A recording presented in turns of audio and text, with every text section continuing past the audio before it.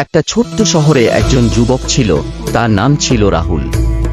রাহুল ছিল একজন স্বপ্নবাজ। তার স্বপ্ন ছিল তার শহরকে আলোকিত করা।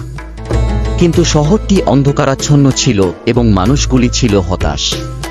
রাহুল সিদ্ধান্ত নিল যে সে শহরের অন্ধকার দূর করবে। সে একটি পরিকল্পনা তৈরি করল এবং স্থানীয় মানুষদের সঙ্গে আলোচনা করল। সে সবাইকে অনুপ্রাণিত করল অন্ধকারের বিরুদ্ধে লড়াই করতে। রাহুল একটি প্রকল্প শুরু করল যেখানে সবাই মিলে শহরের বিভিন্ন স্থানে বাতি লাগানো শুরু করল। শহরের লোকেরা তার সঙ্গে যোগ দিল এবং একসাথে তারা শহরকে আলোকিত করল। অন্ধকার দূর হয়ে গেল এবং শহরটি নতুন আলোর মধ্যে জেগে উঠল।